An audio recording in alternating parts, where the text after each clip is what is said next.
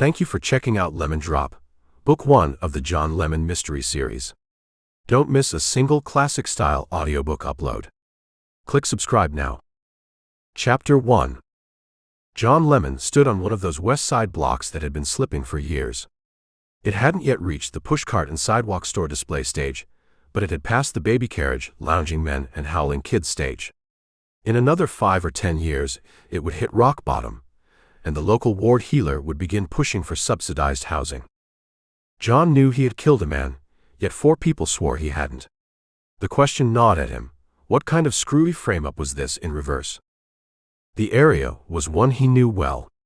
Most of his professional career had been spent in neighborhoods just like this, from one end of the city to the other. It made his job easier. It's simpler to collect long overdue money when you know something about the people who owe it. He entered a one-man barber shop near the middle of the block. The barber was dozing, but when the bell above the door tinkled, he woke up with a start. Jumping to his feet, he grabbed a rather dirty sheet, shook it out, and tossed it onto the chair in disgust. He recognized John instantly. He was easy to recognize.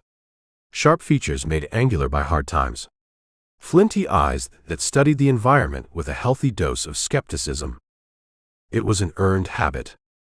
Most people he dealt with deserved a little skepticism. "Hello," he said. John sat down beside a chair heaped with ancient dog-eared magazines. "How've you been, Nat?" Nathaniel Warren had a rotund belly and an easy smile. He could have used a little of his own services. He adopted an affectation of so many men who are losing their hair, growing it long enough on one side to comb over and plaster down with oil.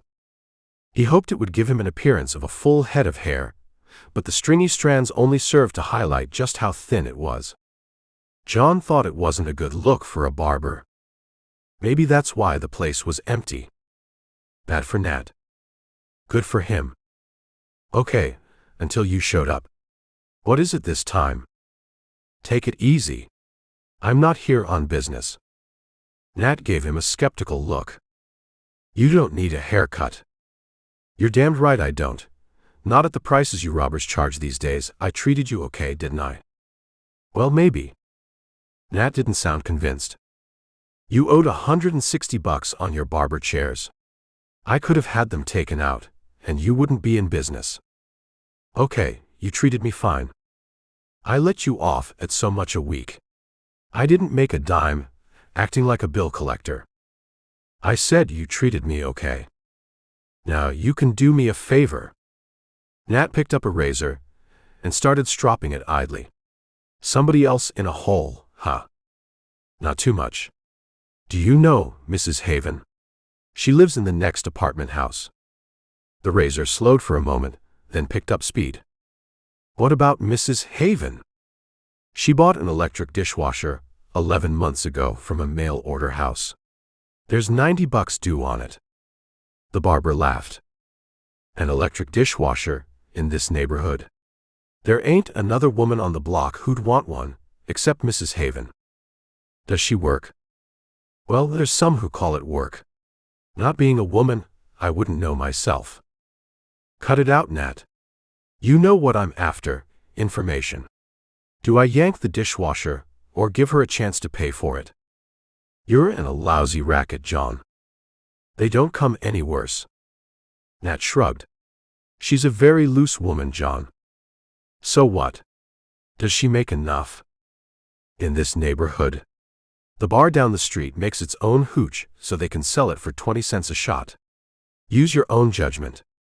John nodded and stood. Should I give her a break? Nat shrugged again. In this block, everybody needs a break. Sometimes she's got money, sometimes she hasn't. Mostly, she hasn't. But when she gets her hands on some, she buys gin. Gallons of it. Between times she borrows from me, but she always pays me back. John decided then. If she could buy booze, she could pay for a luxury item. He stepped out onto the dirty, squalling street. It was about 5:30, and everyone who lived there was home. Half of them sat on their front steps. A man in an undershirt and old pants threw an apple core toward the gutter, wiped his face with a grimy hand, cleared his throat and spat. Several steps led up to the apartment house door, made of brass grillwork.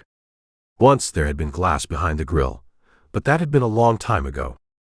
John entered the lobby, greeted by the mixed smells of cooking cabbage, fish, and garlic. He hardly noticed. The mailbox said Mrs. Jan Haven lived on the 3rd floor. He climbed the stairs, moving from daylight to semi-gloom. Mrs. Haven's name was printed on a piece of paper, thumbtacked to her door. John knocked. Shuffling, slipper-clad feet approached, and the door opened. Mrs. Haven had grown fat through carelessness. Her washed-out blue eyes and faded, unkempt hair hinted at what she'd once been. Mrs. Haven? Jan Haven? Yes. Her voice was raspy with alcohol, and her breath reeked of gin. My name's John Gumbo. I'm a lawyer. A lawyer? Her faded eyes widened. Who sent you? What are you gonna do, make a deal? The Messick Corporation sent me. You haven't paid for your electric dishwasher. The hope in her eyes vanished. She shrugged, turned, and poured gin into a smudged glass. Come in and close the door, she said. John obeyed. Look, Mrs. Haven, we can work something out. I don't want to take the washer back. She drank deeply, as if the gin were water. You can have it. The damn thing broke 3 months ago.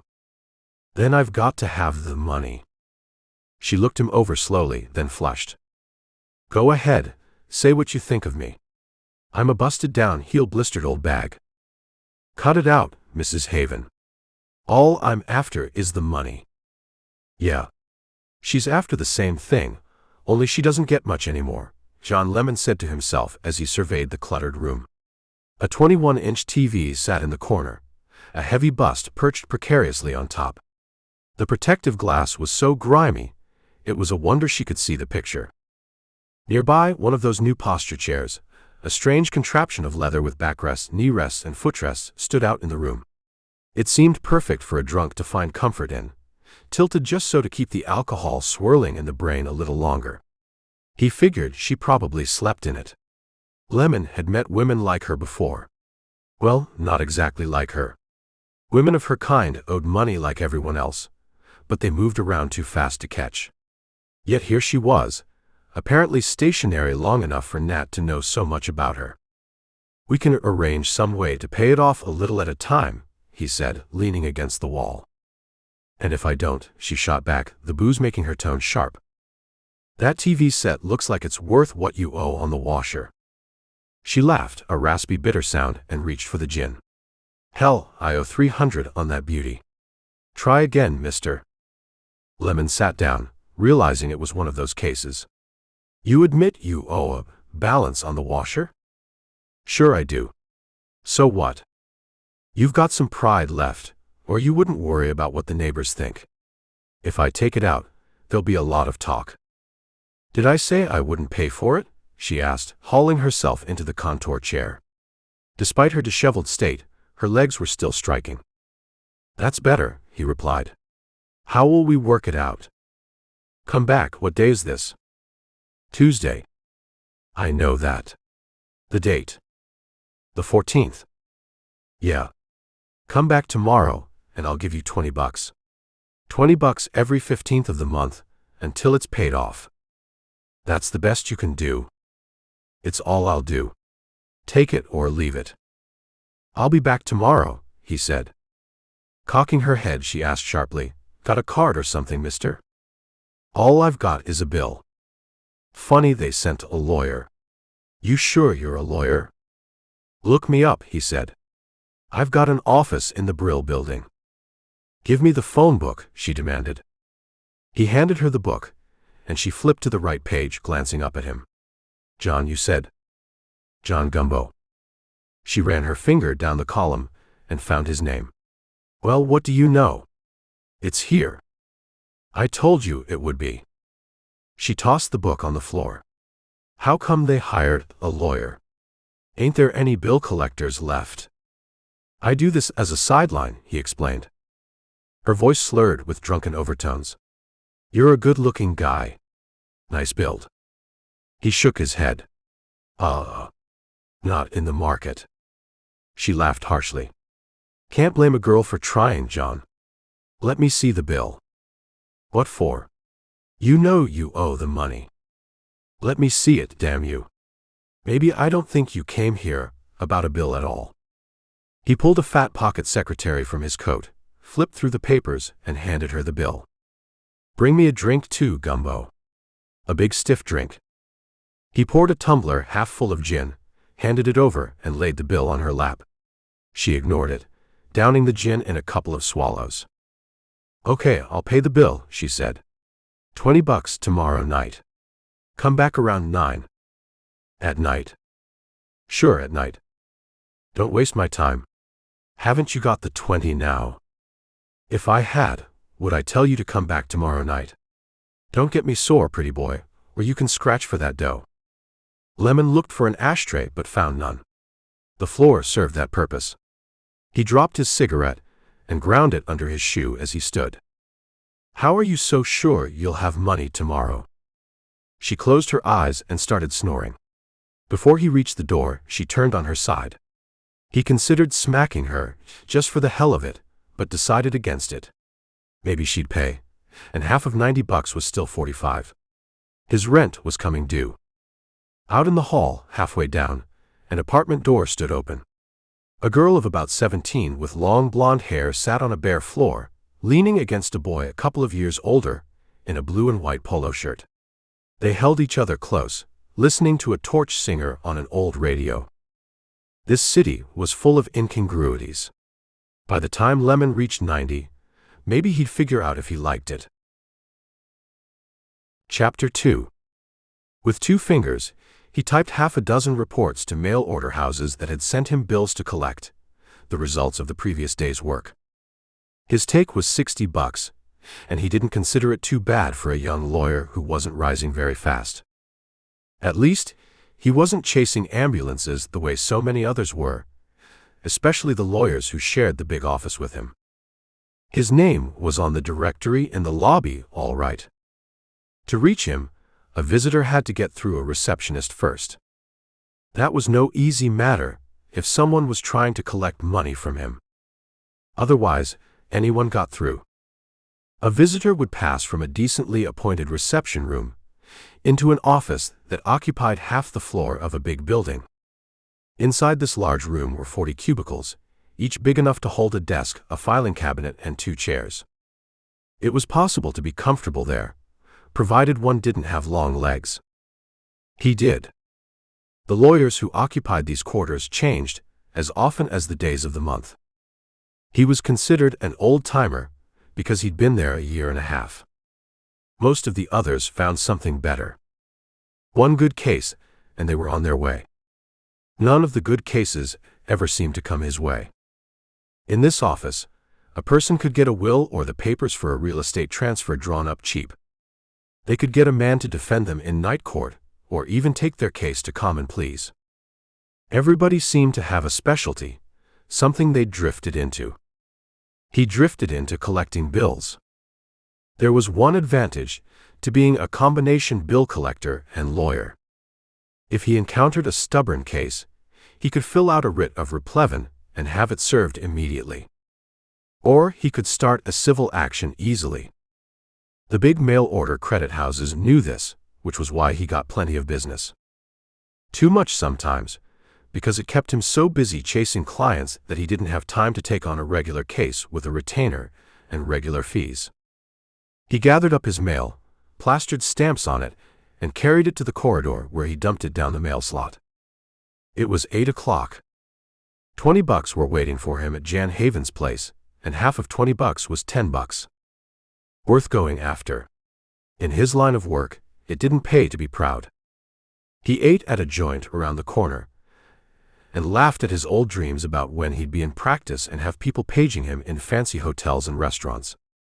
What did it matter, he thought. The food was good here, it wasn't expensive, and everything was clean. So what if a sweaty guy, smelling of stale perspiration, wanted to sit at the same table? He could always move. He finished his coffee, then took a downtown bus and walked west a couple of blocks to where Mrs. Haven lived.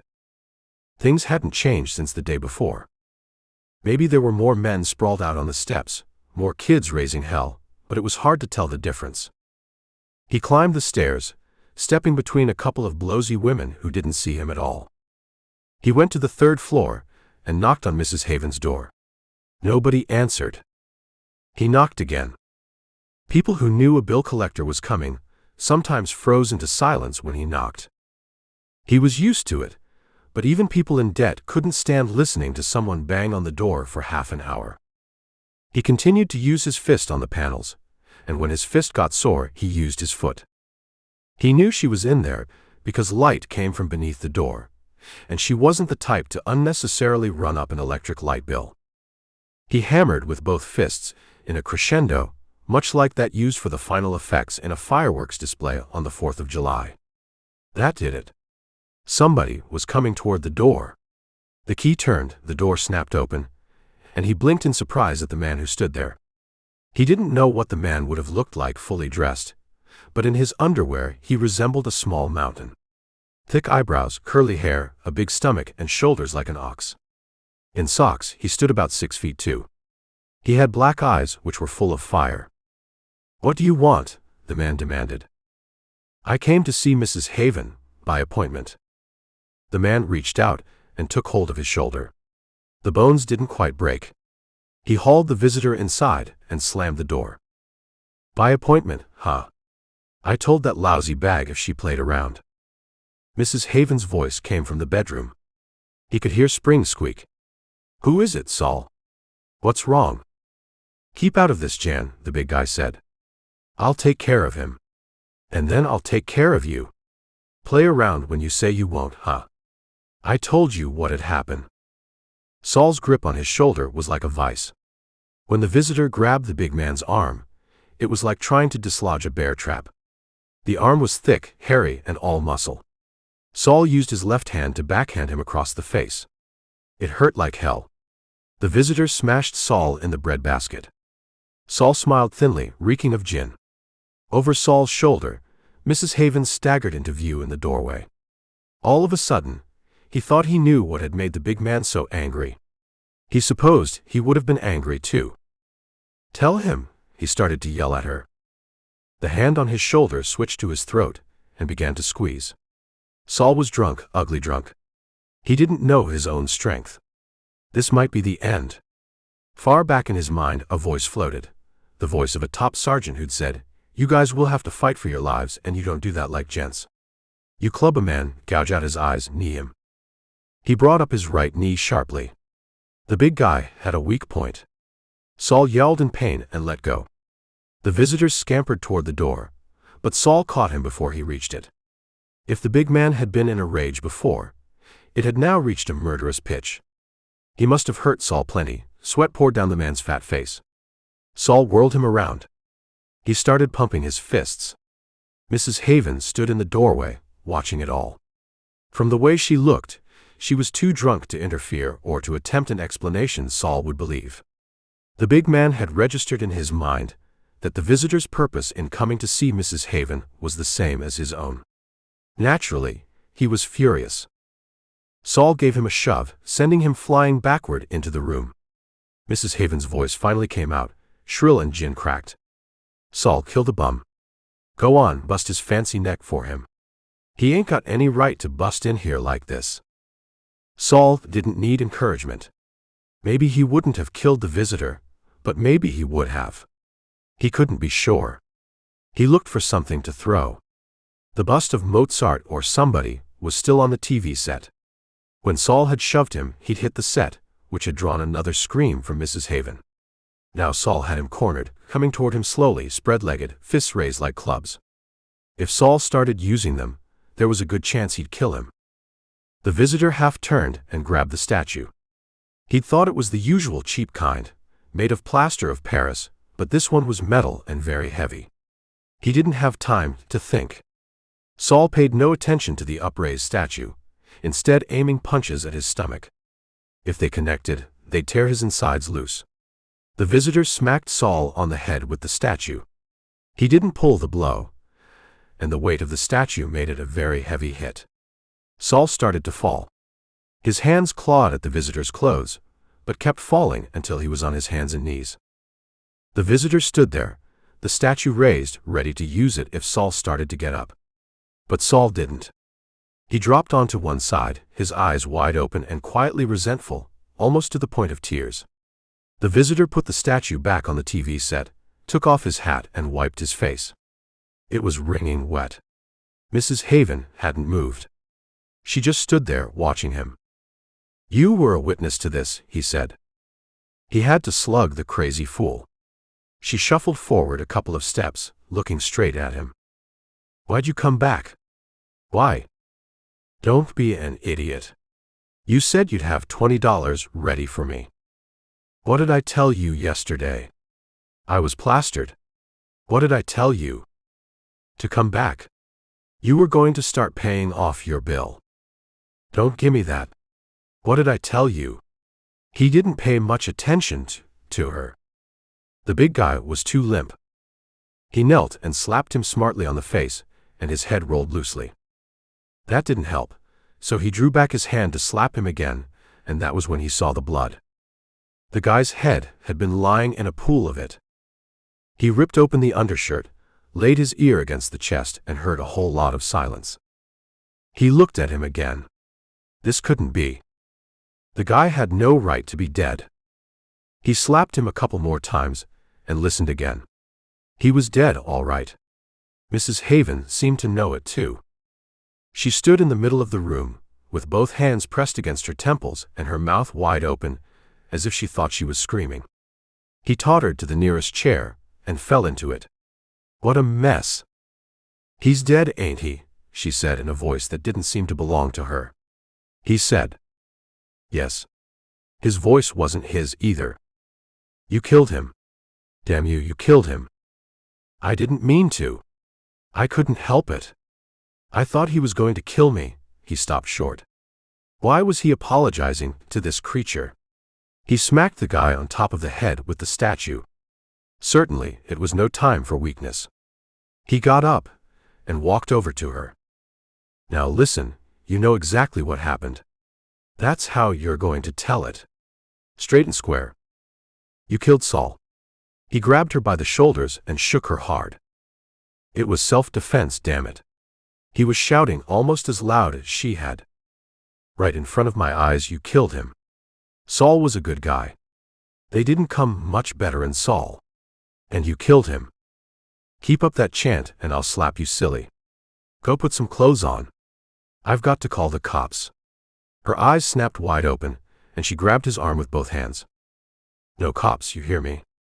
No cops." He looked over at the corpse. "What do you suggest we do with that?" "I don't care, but you ain't calling no cops. I'm getting out of here." She headed for the door, suddenly realized she wasn't dressed for the street, and ran past him into the bedroom. She slammed the door, which seemed rather like an unnecessary precaution. He sat down again and held his head. He cursed Saul mildly. He just couldn't let go at a dead man, not the way he wanted to. He was a little sorry for him, too. Saul had thought he happened to be another slob in Jan Haven's life, and that he was being given a double cross. She'd probably made Saul a lot of cockeyed promises. He heaved himself to a standing position. There was just one thing to do. This needed the police. He walked to the bedroom door and tried to open it. He couldn't. "Mrs. Haven," he called. "Open up."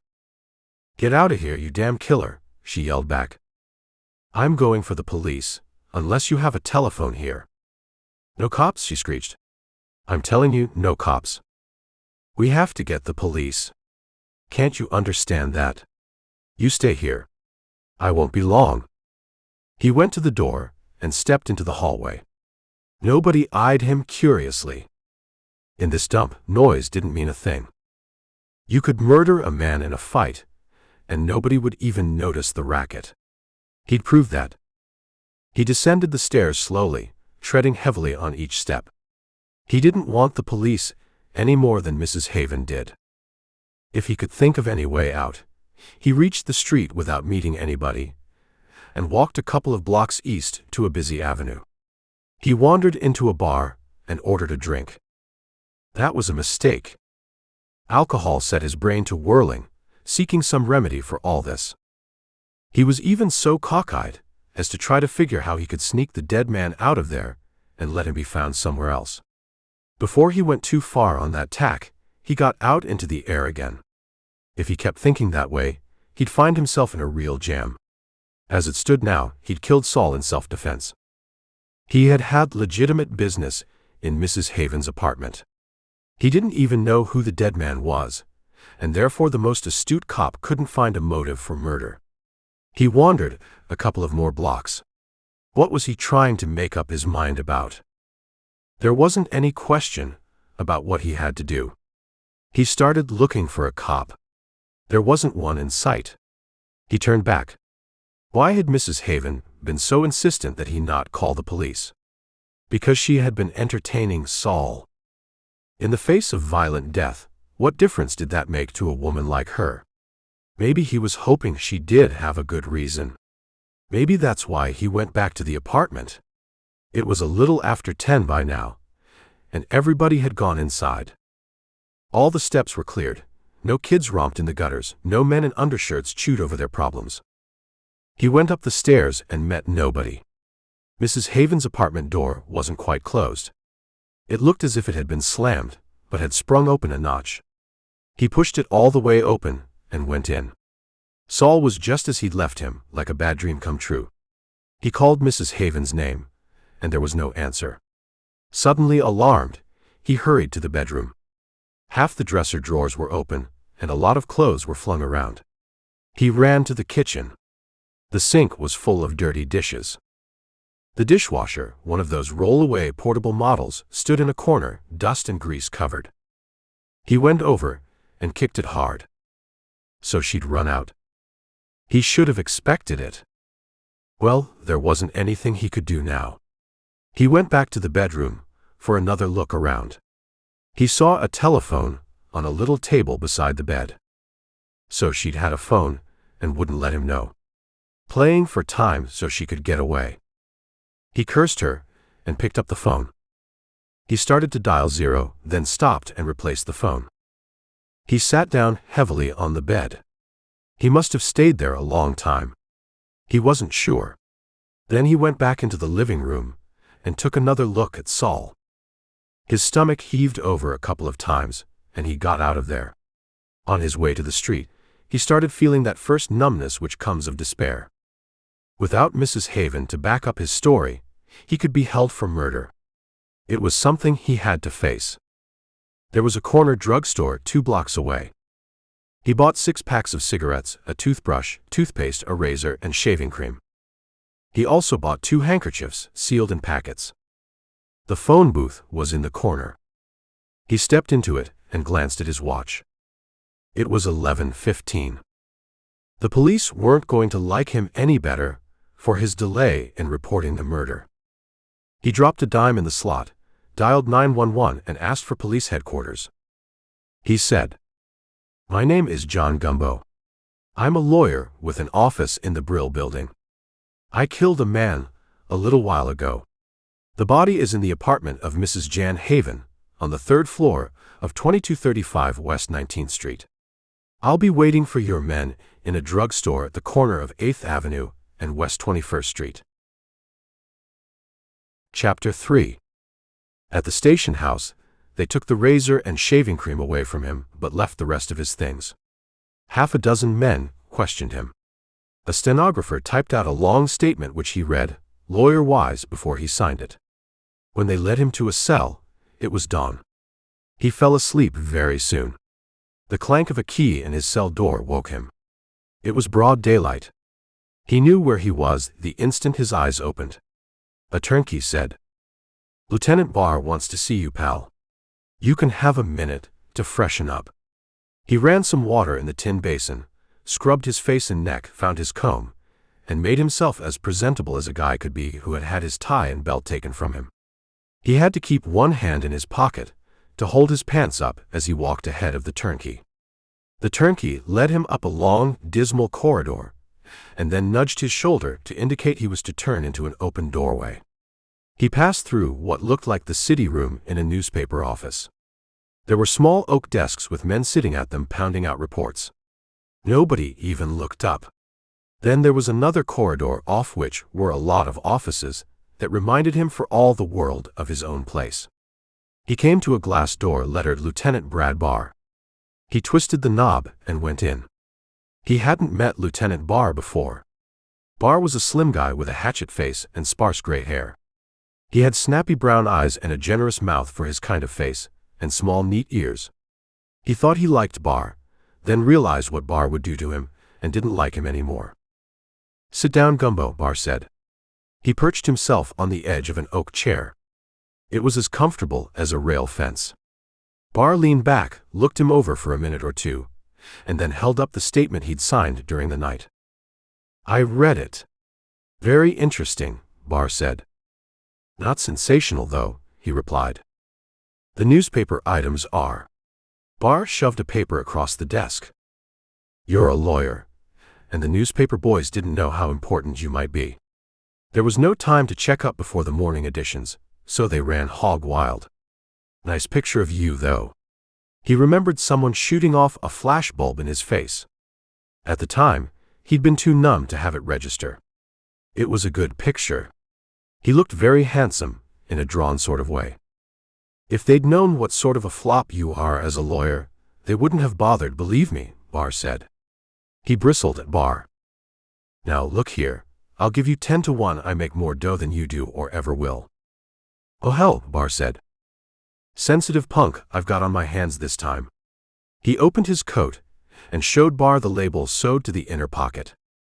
"You don't buy suits in that place, unless you pay $150. How about showing me where yours came from, or shutting up about this sort of crap?" Okay, Barr said loudly. "You're a huge success. Congratulations. Now, about this confession you dictated and signed. Did anybody rubber hose you into it?" "Nobody did a damn thing but listen." "That's a novel answer, anyway. Then tell me this, Gumbo. Why did you make it?" "Make what? The confession?" "I'm not talking about dames." "I don't get it." "You will. This woman, what's her name?" Barr's eyes ran down the typed pages. "This Jan Haven. You claim you knew her only from the day before." "That's right." Barr put the confession paper down slowly. "She must have been an out-of-this-world pushover, my friend." He told Barr he wouldn't know about that, and put Barr down as a nut. "Now let's get this straight," Barr went on. "You left this apartment the first time around 9:40. I guessed. I got there at 9. I killed the guy 5 minutes later. Who saw you leave?" "Nobody. Some tenants saw me go in." "I know that. Your time element checks. They said it was about 9. How come nobody saw you leave?" "Because what's this all about? Did you ever see the dead man before?" "Never." "Well, we don't know who he is yet. All we have is the name you tagged him with. Saul. He was just some poor slob who was making a pass at Mrs. Haven and got sore when I interrupted him by banging on her door." "Perhaps. Now let me ask you one direct question, Gumbo. I expect a frank answer, and if I don't get it, you'll travel back to a cell and rot there for all I care." He said. "You charge me or let me go, Lieutenant. Don't forget, I'm still a lawyer and I have a diploma that says so." "We'll skip that. Okay, here it is. Why are you taking the rap for Mrs. Haven if you hardly know her?" He fumbled in his pocket for a cigarette, lit it, and exhaled slowly. "Mrs. Haven was an eyewitness, nothing else. I know she scrammed because I went back. I'm not taking any rap for her. I hit Saul on the head with the metal statue I described, and that's all there is to it." Barr said. "We didn't find any prints on the statue, and we didn't find any blood or hair.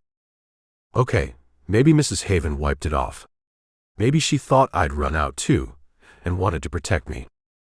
"Exactly," Barr purred. "Now we're getting somewhere. Why should she do a thing like that for a comparative stranger? In fact, for a man she ought to sneer at. Bill collectors usually are sneered at, aren't they?" You may know that better than I do. Now what the hell is this all about? You're covering for her. I don't know why. You were at her place around 9 o'clock. That's perfectly clear, more so than you realize. Now stop being a smart guy and tell the truth. You want me to cross my heart? He asked sarcastically. What more can a man do than call the police, show them the corpse, and sign a confession? A lot more. We want Mrs. Haven, for one thing. Well, so do I. She's my eyewitness. She can furnish absolute proof that I had to conk that big, overgrown sap. All right, Bar said. I'm sick of horsing around with you. We've established that you were there at 9. There's no proof of when you left. Saul was killed around 9:30, maybe 10. The medical examiner can't place it to the minute.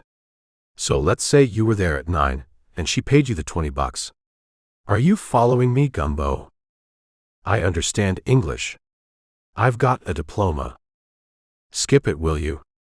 Okay, so you left at 5 minutes after 9. You went out. Nobody saw you. You got into a cab at the corner of 8th and West 20th.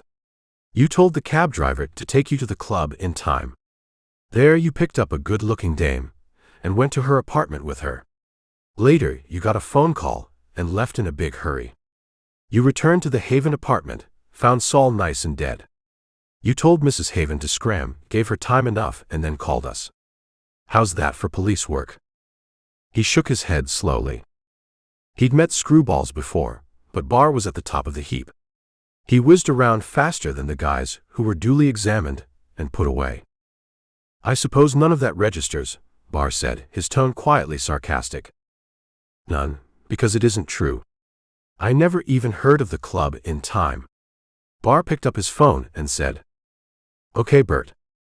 The office door opened, and a lanky man came in. In his hand he held a cap with a hack driver's badge pinned to it. He seemed nervous and ill at ease. Bar said, Anybody here you know, Finch? I make him, Finch pointed at him. There wasn't anybody else in the MC room. How could he be wrong? Tell it, Bar said. He glanced in his direction. This is Larry Finch, a cab driver. He has a story to tell. I'm listening, he said. But I won't believe a word of it. Finch said. I was parked at 8th and 20th, like my tally sheet shows. I just finished a butt when this guy ankles up, gets in, and says, Do I know where the club in time is? I ain't heard of it, but he tells me it's over on 9th, so I go over there and sure enough, there it is. Club in time. You learn something every day. He leaned forward. You took him to the club in time. That's right, pal. You're nuts, Lemon said, settling back again. Bar said. All right, Finch. Wait in the next room, and tell Bert to send in another one. This time, a portly, well-dressed man with a cheery red face and a bulbous nose entered. He walked with short, mincing steps, as if he were afraid his potbelly would pull him over if he relaxed too much. Bar asked, What's your name? His voice was thin. I told you, Mike Harper. I'm the head waiter at the club in time. All right, Bar encouraged. Tell it. Harper pointed at Gumbo. About 9:30, this man came into the club and wanted a table close to ringside. We weren't very busy. He gave me $5, and I was glad to oblige him. There's no mistake? Bar asked. None. When I saw his picture. That's all, Bar said. I'm ready for the next one. You wait. The third witness was just shy of 7 feet tall, skinny as an anemic Frankfurter. He was smart too, and knew just what to say. Somebody had overtrained him. This, he indicated Lemon with a jerk of his thumb, was at one of my tables at the club in time. He came in at 9:30. I know, because our floor show goes on then, and he was hardly seated before the lights dimmed. He ordered brandy and soda, some curried chicken, hashed and cream potatoes, Caesar salad, coffee, and apple pie. Any questions, counselor? Bar asked. Just one, Lieutenant. What are you framing me for? Bar turned back to the waiter. What's your name? Fred Davis. I've worked at that club for 7 years. It's a nice job. For instance, this man, he gave me $2 for a tip. Just one at the table, and I get $2. That ain't bad. Lemon said. If you ever try to spend that $2, get set to run, because whoever you hand it to won't see it either. That's enough, Gumbo, Bar said. What else happened with this man, Mr. Davis? Well, he was alone, like I said, and just across from him, 3 tables over at Jerry's station, there was this tomato, this doll. She looked at him, and he looked at her. Then he raises his glass, and she raises hers. Pretty soon, he goes over, and she comes back to his table with him. So after a while, they go out together. What an imagination, Lemon said. Bar sent him away, but the next witness was something else again. She was about 5'4", weighed around 110 pounds, with about 80 of those pounds distributed in curves. She had hazel eyes and light brown hair that could easily be called blonde. She had a small pert nose and a nice mouth. A very nice mouth. Lemon walked his eyes down her body and discovered she had gorgeous legs. He hoped she'd seen him too. He wanted her to have seen him that night, even if he wasn't there. Bar said, "State your name and then your story." "I'm Carol Kelly. Last night, I went to the club in time. I often go there. It's not far from where I live. I saw Mr. Lemon at a nearby table. I was lonely, he stared at me and then came over. We became friends. Afterwards, we went to my apartment." "What time was that?" Bar asked. "We weren't in the club long. I'd say we reached my apartment at 10:15. "Could Lemon have been anywhere else between the hours of 9:30 and when he left you last night?" "Why, no." "You're sure of that?" Lemon said. "You'd better be, baby." She gave him a funny look. "We met just after 9:30. As I said, by a few minutes past 10 we were in my apartment. He didn't get the phone call until about 11. And from shortly after 10 until the phone call, he was with you." "Yes." "Oh, definitely." "You're sure about this?" Bar insisted. She smiled at him, looked at Gumbo, and batted her eyes a little. She said it as calmly as if she were talking about the weather. "I'm very certain. You see, I guess we were both a little steamed up by the time we reached the apartment, because we got pretty chummy just about 5 minutes after we got there." Chapter 4. They didn't do anything. He didn't faint, didn't scream. He didn't rise to his feet in protest. He just sat there, hoping Carol Kelly's fairy tale would really happen. He didn't care if she lied herself blue in the face. Any woman like her could tell those lies about him. "Well, Gumbo?" Bar asked. He didn't pay attention to him. At a time like this, should a measly homicide lieutenant be important? He looked at Carol. "It was nice, wasn't it beautiful? Where was this supposed to have happened?" "John, I told you not to forget the address. It's apartment 4D in the Admore. You said it was such a cute apartment." "Yeah," he said. "You were too. I hope I didn't make any trouble for you, John, but these policemen woke me up this morning and asked me a million questions. I didn't know what to say at first, so I thought I'd better tell the truth just as it happened." "Just as it happened," he nodded. "Baby, you did real well. I'm proud of you." "I only did what I thought was right, John." Bar said, "That'll be all, Miss Kelly." She came over and put her hand against his cheek. It was the warmest hand he'd ever felt. Maybe he was stone cold. Then she put her cheek against his and finally kissed him just below the ear. "Poor John, I hope you're not in any bad trouble." He watched her walk out. She twitched her hips in the prettiest manner. Bar brought him out of that daydreaming. "Gumbo, do you want to change your story now?" He had another cigarette. He opened the match folder as if it were a heavy book, tore off a match and scraped it. He did everything in slow motion. He needed time to think. He'd heard of frame-ups before, what lawyer hadn't, but this was the first one ever meant to spring a self-confessed killer.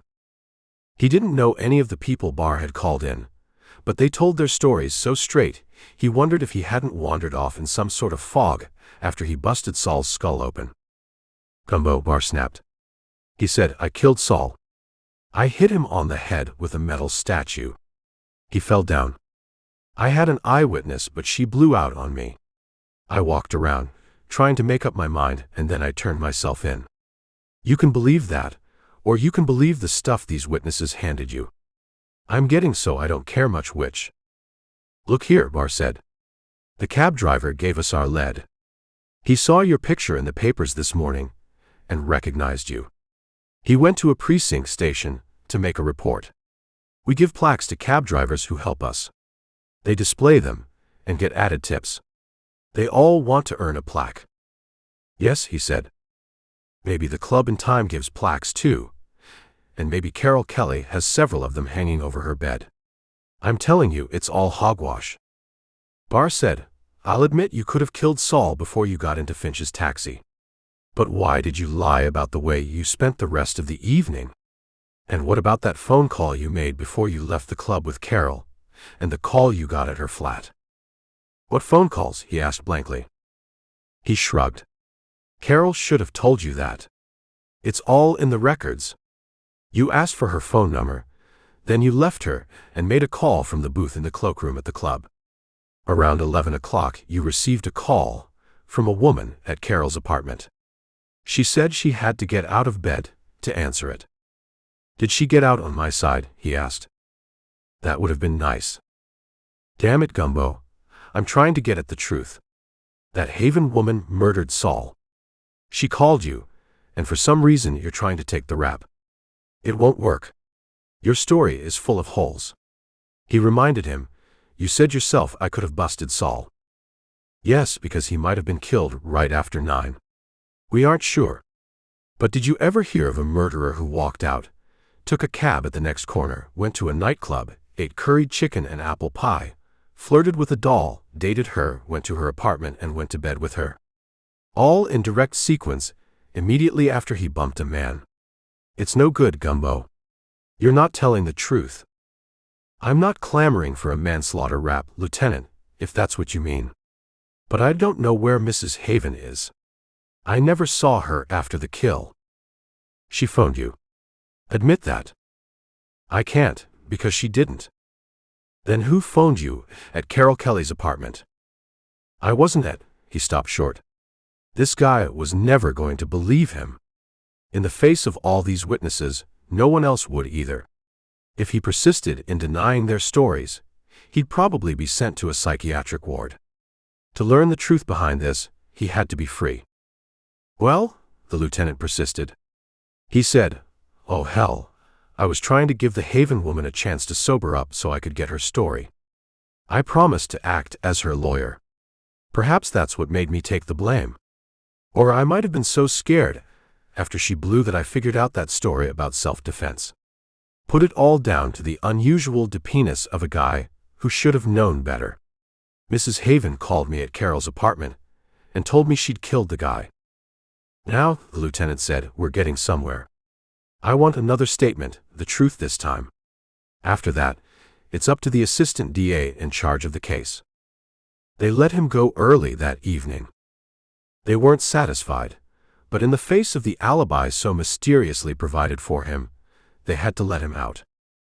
Some mail had accumulated at his office, but there was nothing from Jan Haven, though he hardly expected there would be.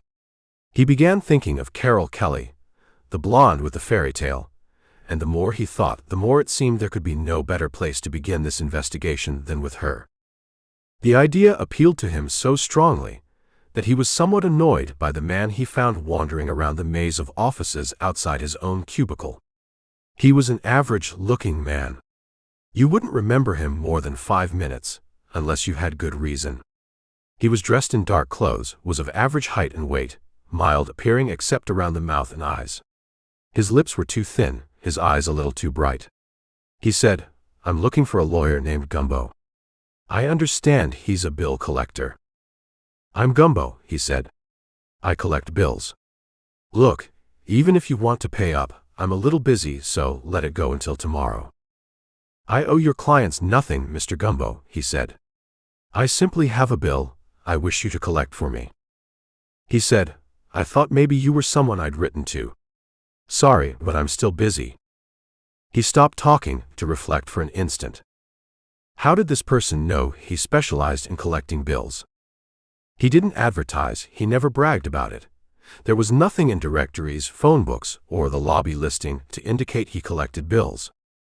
All of a sudden, this very average guy interested him. He said, "I have an attractive proposition, Mr. Gumbo." He really wanted to hire him. He asked him into the office where he perched himself on the edge of a chair and never took his beady eyes off him. He listened to his brief story. "I own certain property which is now, in part, occupied by a pawnbroker who owes me a year's rent. He refuses to pay and threatens to beat me up every time I make demands on him. He won't get out, and he says he'll be extremely angry if I take any civil action. He sounds like the kind of guy collecting money from would be a pleasure," he said. "You mentioned a proposition. He owes me $3,000. You may keep $2,000 if you collect the money at once." "That may not be so easy," he said. $3,000 is a lot of dough." He smiled thinly. It so happened that he knew the man had more than the agreed-upon amount in his safe at that moment, but by tomorrow that wouldn't be the case. Frankly, the man was what was known as a fence, a crook. Perhaps with this knowledge, he could be forced to pay up. The idea didn't sit well, too simple, too convenient, but he was intrigued enough to pretend he'd bought the offer of $2,000. He said, "What's your name and the details of the account?" The man handed him a legal-looking document. His name was Albert Mayhew, and he had an uptown address. The paper went into his pocket. "You'll have to handle this at once, Mr. Gumbo," he reminded him. "The pawn shop is open until 10, and it's almost that now." "I'll go right over," he replied. "Expect to hear from me tomorrow." "Very well." The man got up, bowed slightly, and exited quickly, as if he didn't want any further questions. He remained still for a moment, certain this was a plant. It had to be, and he would fall for it, mainly because he wanted to see what would unfold. Perhaps the $2,000 fee, if legitimate, had a little to do with it too. Regardless, he took a taxi downtown to the address Mayhew had given him. He was surprised to find that the pawnshop was real. A bell tinkled when he pushed open the door, and soon a tall, anemic-looking man came out of a back room. He wore a green eye shade and had one eye squinted, as if it had become that way from frequently closing around a jeweler's loop. "My name is Gumbo. I'm a lawyer, and I'm here about the back rent." The man's head snapped up in surprise, and even the squinted eye opened wider. He leaned against the counter, nearly knocking a bowling ball someone had evidently hawked. The ball shifted, and he caught it just in time to prevent it from rolling off the counter. Before he could do more, he heard the door open behind him, and the bell tinkled again. He saw the pawnbroker's face shift from surprise at his words to a deeper shock, then terror. He immediately understood. He gripped the bowling ball. "Stay where you are. This is a stick-up." It was more than that. He was about to be murdered, and the pawnbroker would later claim the stick-up men shot him for no reason, that they were trigger-happy lunatics. It wouldn't matter. He would be dead, and that was the goal. He swung around quickly, measured the distance to the closest of the two men, the one with the gun in his hand, and threw the bowling ball. It hit him squarely in the chest. The blow must have stunned him, because the gun didn't discharge. He fell to the floor and didn't move. The gun flew from his hand, and he made no effort to retrieve it. The second thug was drawing his weapon when he reached him. His right hand was tangled with the gun and his pocket, and he was clumsy with his left. He landed a blow square on the man's nose before he could react. The man yelped in pain, deciding he didn't want any part of this, and started running for the door. By then, the first man was on his feet, searching for the gun he dropped. It was near the door, and he lunged for it. He heard the approaching footsteps and didn't stop. His partner had already opened the door and left it ajar. The second man dashed through it. The last he saw of them, They were rounding the first corner, neither looking back. Chapter 5. By the time John returned to the pawnshop, the owner was mopping his face and starting to regain his color. He moved his lips, but nothing came out. "They're gone," John said reassuringly, his voice tinged with a tremor. "We were lucky. Neither of those thugs had much nerve." The pawnbroker swallowed hard. Aye, thanks. Yes, thanks very much. They'd have cleaned up tonight," John said. "There's that $3,000 in your safe." $3,000? The pawnbroker asked, sounding like he couldn't believe his ears. $3,000? You mean, maybe? I got $3,000. Are you crazy, mister? I'm beginning to think so, John replied. About this back rent you owe. How can I owe rent? I own this building, the pawnbroker said. What is this all about, please? Forget it, John said. I must have gotten the address wrong. Unless you've heard of someone named Albert Mayhew. I don't remember the name, the pawnbroker said. Well, don't feel bad. I doubt Mr. Albert Mayhew even remembers his own name. Call the cops if you like. I'm John Gumbo, a lawyer. They know me. Somebody, the pawnbroker said plaintively, is crazy. Yeah, that would be me, John said. I'm getting over it fast, though. So long, and I hope I didn't damage your bowling ball. John decided he needed to get to the bottom of everything before anyone tried to get him again. He wouldn't be seen as so simple next time. He headed for the Admore apartments, where Carol Kelly had said she lived. It might have been another fake lead, but John doubted it. The police had already questioned her. The building wasn't fancy, no doorman or lobby attendants, but it was clean and the neighborhood seemed all right. It looked like the kind of place where second-string actors or career women might live. Maybe even professional men with families. John would have liked to live there himself. Carol's name was on one of the mailboxes, and John took the self-operated elevator to her floor. He rang the buzzer, and a moment later heard her coming to the door. She didn't look the least bit surprised when she saw him. John, she said in a warm, friendly voice. Come in. When did they let you out? John grinned. Don't make it sound like I just served a prison sentence, baby. The most they could have charged me with was manslaughter. She wrinkled her nose.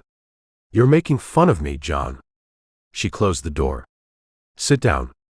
I'll mix you a drink. Scotch on the rocks, right? Just like last night. Yeah, he said. Just like last night. A moment later, she handed him an old-fashioned glass with a cube of ice and some good scotch. John took a sip, studying her with frank admiration. She was wearing a hostess gown with a zipper that ran all the way down the front. The gown hid her shape, and John didn't like that. I'm glad you dropped in, she said brightly. So am I, John replied. After all, I was bound to come back, wasn't I? I hope so, John. John threw the rest of the scotch into his throat, set the glass down, walked over to her, and roughly lifted her from her chair. He pulled her toward him and fiddled with the zipper. You're wonderful, baby. I can't forget last night any more than you can, he said, giving the zipper a good, solid tug. She pushed him away with surprising strength, spun around, and zipped up the gown. John stood there smiling. Okay, baby, I only wanted to see what you'd do. I guessed right. She took a step back. You don't have to be so hasty. Cut it out, Carol. It worked with the cops, but it won't work with me. I'm the little man who wasn't here, remember? I know the truth, and it doesn't include you letting me pick you up and spend the night with you. So that's your angle, she said slowly. You're just trying to prove something. John moved closer. Lay off, baby. I'm not claiming I'm crazy enough to turn down something like you, but not this time. Somebody has an awful lot on you, Carol.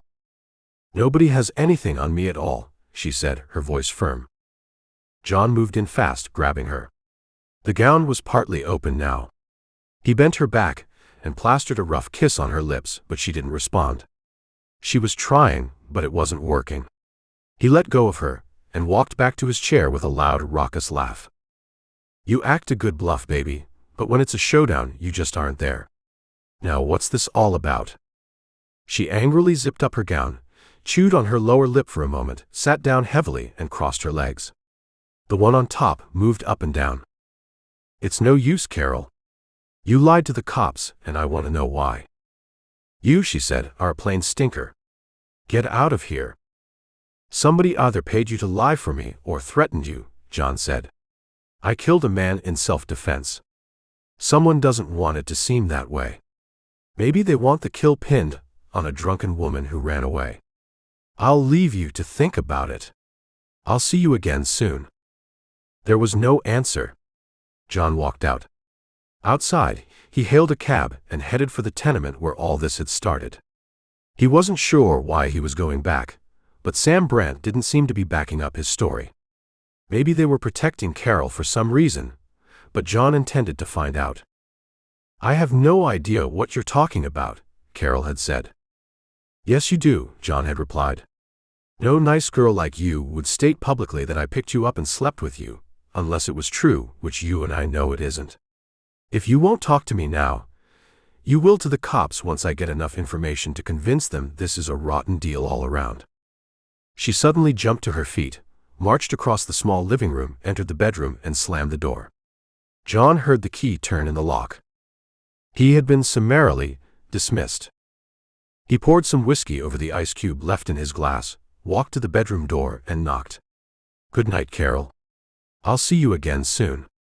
Think over what I told you. I'll listen more sympathetically than the cops. There was no answer. John walked out. He hailed a cab and headed for the tenement. As he passed, he thought about Jan Haven, her disappearance, and the mystery surrounding her. She had always acted like she'd been paid off. Someone had been keeping her quiet. Someone didn't want her involved in a killing, justified or not. When John checked the mailbox downstairs, he found an envelope with Jan's name on it. It had come today. Opening it, he found $300 in old bills, money that couldn't be traced. Someone had been paying off Jan. Now John was more certain than ever. Somebody wanted her and him out of the picture. Chapter 6. At least there was something in his hand, $300. It seemed odd that with an income like that, Jan would have let herself fall so low. Unless she had been trying to forget something. The answer must be hidden in her past, so he began searching the apartment. Maybe the cops had missed something, and if he could find even one meager clue about where Jan had come from, he might stand a chance. It occurred to him that this place must have a super, and these men often knew much about their tenants. He'd learned that from trying to trace skip cases. He went downstairs and found the stairway leading to the basement. A man in faded overalls and a greasy cap was rolling cinder barrels toward the back door. He stopped when he approached, wiping his face with a grimy arm. Are you the super? He asked. Nah, I do this because I like to strain my guts heaving barrels around. What do you want? It's about Jan Haven, the woman who took off after the killing last night. I done all the talking to cops I intend to do, he replied. You guys pump me dry. Leave me alone, will ya? I'm no cop. Anyway, the police aren't interested in Jan anymore. They found her dead a little while ago. No kidding. I figured it would end that way. Her kind usually wind up on a slab. I'm a lawyer from her insurance company. We're trying to locate her heirs. The policy was made out to her estate, but we can't seem to find one. Do you know where she came from? The man spread his dirty left hand wide, then scratched his palm with the forefinger of his right. Insurance companies have dough, my friend. Plenty of dough. If you know anything, you'll probably profit two ways, he said. I'm willing to pay modestly, but if you help us locate the heir, that person will likely pay handsomely. At least, I'll recommend it. I'm interested in what's in my hand right now, pal, the man grinned, taking the 20 he was given. His fingers closed on it, folded it, and flipped it into his pants pocket. $20 don't buy much, pal, he said. I'll tell you when it's used up. Do you know where Jan came from? Nope, and all the dough you got won't change that answer because it's the truth. Okay. How long had she lived here? A year and a half. Paid her rent regularly. We had no kick. Did she have any visitors? Are you kidding? Sometimes it was like a parade. I mean regular visitors. People who might have known her in the past. Nope. Did she make a point of visiting anyone special at regular intervals? Not as far as I know, pal. Well, what do you know? He demanded. The guy was getting on his nerves. She was a lush, pal, and lushes sometimes get careless with their property. Maybe she threw something out one time that she didn't mean to. Something very interesting, if you know what I mean. How much? 500. Don't be ridiculous, he replied. I'll go to the police, if I have to. The man shrugged. If you do, chum, there won't be nothing for them to find when they get here. It'll be my word against yours. That's the wrong move, chum. You can do better than that. 100, he said. 4. 200, and I wouldn't pay more than that for the original copy of the Pickwick Papers. I never read 'em, but they wouldn't be as juicy as the stuff I got. All right, 250. And if you think that's not the limit, I'll go to the cops and make you destroy whatever it is you have. Then you won't get a dime. You're a tight Joe, the man said amiably. Let's see the 2.5 yards. He showed him Jan's money, her 300. He figured she owed it to him. She might have been in trouble, and it was only fair he use up her money before he dipped into his own. Of course, the super didn't have change for the 20s, and he wouldn't take 240, so he gave him 260. The man brought out a dog-eared, ancient, cheaply made scrapbook. Jan threw this out one night like she was mad at it. I happened to be in the corridor, so I picked it up. I figured I'd throw it away myself, but I forgot. The next morning, she came down to see me, asking if she'd thrown out any old papers.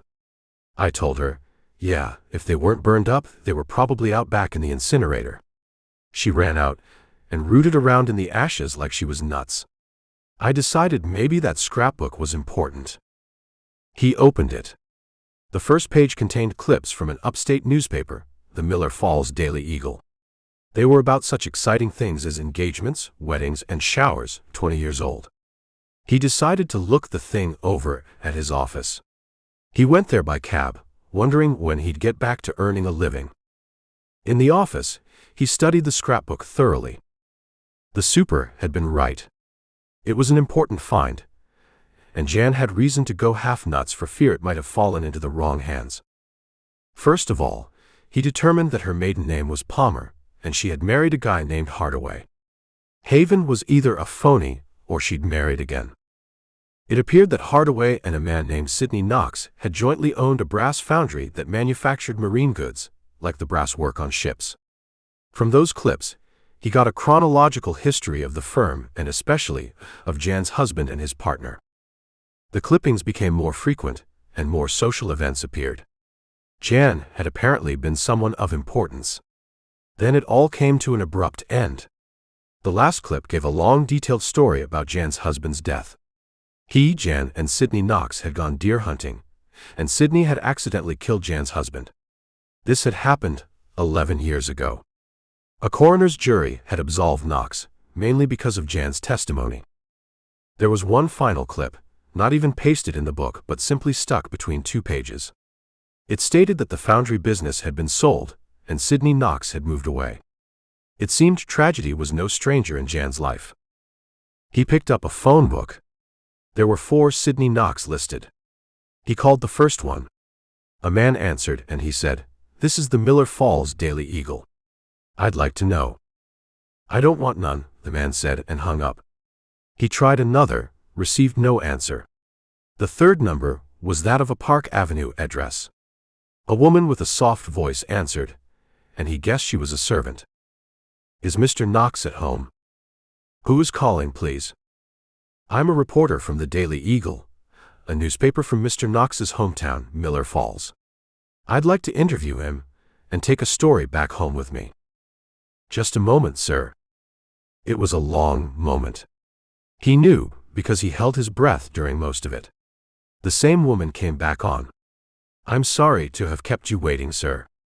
If you'll please contact Mr. Knox's private secretary tomorrow, arrangements for an appointment will be made. Mr. Knox's office is at the Larch steamship lines. However, you probably know this. He thanked her and hung up.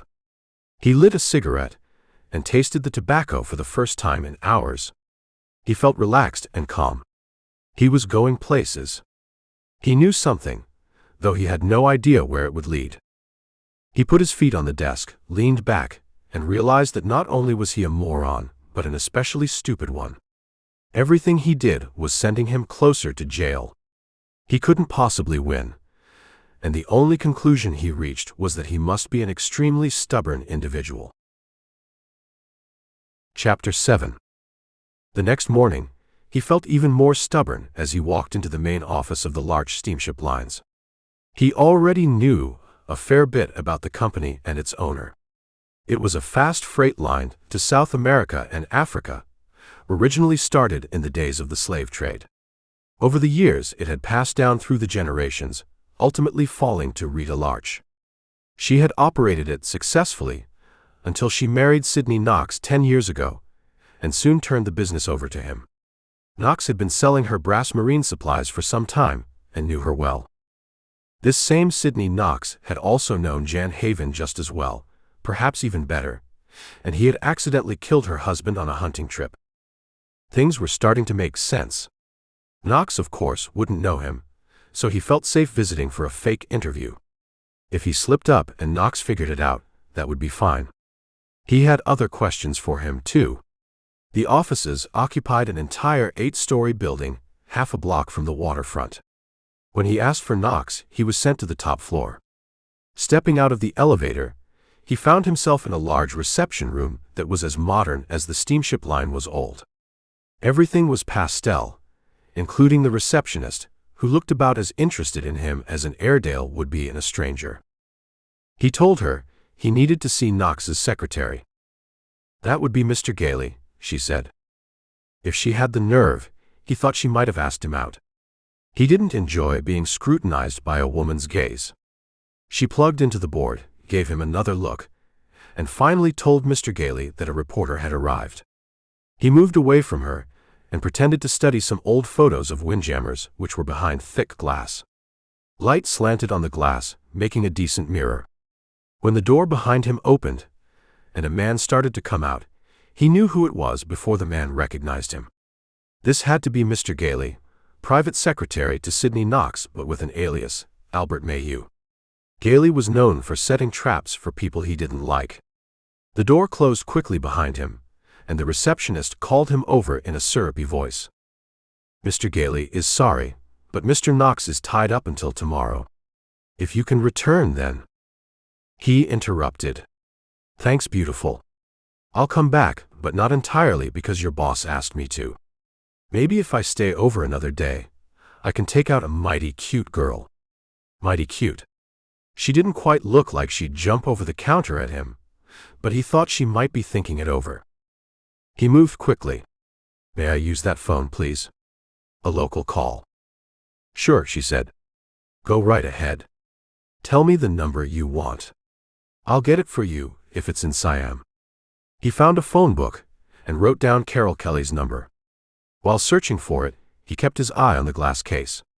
He was sure Gailey had opened and closed his office door again. He handed the number to the receptionist, who put him through right away, but didn't glance at him when he picked up the phone. I don't want to talk to you, John, Carol said. I don't want to see you again. I'll be home at 8 tonight, baby. You'll let me in, or I'll come back with the cops. If you run, they'll have you in 24 hours. We'll meet on my terms, 8 tonight. After hanging up, he left the office, certain Gailey, aka Mayhew, had been listening in. He felt good when he reached his office, even better as he worked the rest of the afternoon and picked up $50. At 8 o'clock, he made sure he was across the street from Carol's apartment 2 hours early. He suspected Gailey wouldn't want him to see Carol again after the way he'd threatened her. To prevent that, Gailey would try to stop him. Since Gailey had once tried to put a permanent end to his activities, it was likely he'd try again. He found a deep doorway across from the building where he could observe but remain unseen. At 7:30, a car pulled up, and Gailey went inside alone. He resisted following. It turned out to be a good decision, because when Gailey came out, he signaled, and two men came walking quickly from the corner. If he'd moved, they would have spotted him. They followed Gailey into the building. Taking another look around, he realized Gailey had only brought two men. He crossed the street, tried the door of Gailey's car, and found it unlocked.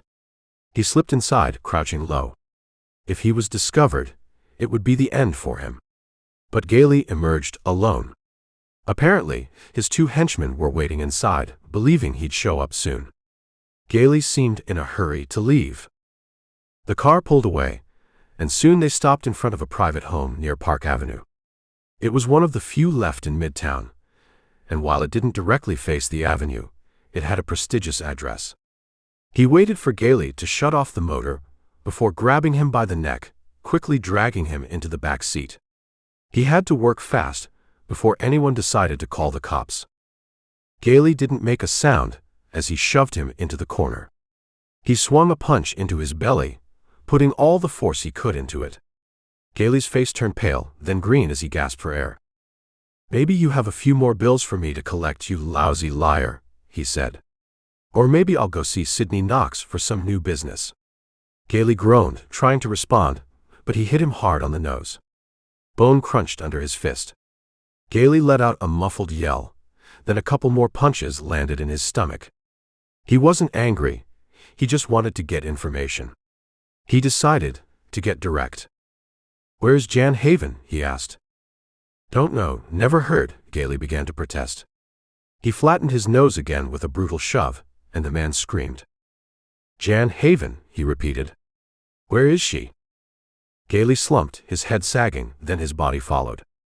For a moment, he thought he'd passed out, but then Gailey made a move for his gun.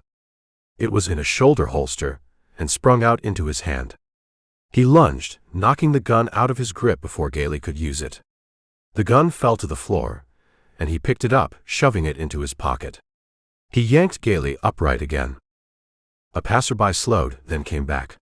He peered into the car, seemingly curious. He wasn't satisfied, but didn't see anything to make him call the cops. Gailey sat hunched in the corner, pretending to hold himself together. The man lost interest and kept walking. He tightened his grip on Gailey's collar. "Any break you raided is gone, Gailey. I'm after information. I'll get it, even if I have to kill you. Remember, I've already killed once. I can do it again. For the last time, where's Jan Haven?" "I don't know," Gailey choked out. "Who does know?"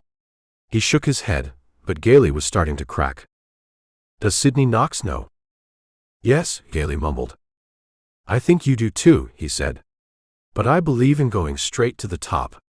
You'll take me to see Knox. I've got your gun, and if you try anything—" He stopped as four big men came out of the house. They had noticed Gailey's car, and finding him absent, had come to investigate. He didn't want trouble with them, so he pulled the gun and jammed it into Gailey's ribs. "Tell those goons," he ordered, "that everything is fine. Crawl in front and drive this car exactly as I say. If I have to shoot, the first slug is for you. No hero stuff. Even Sidney Knox won't appreciate it." Gailey rolled down the window. "Go back," he told the men. "Go back. Everything is fine."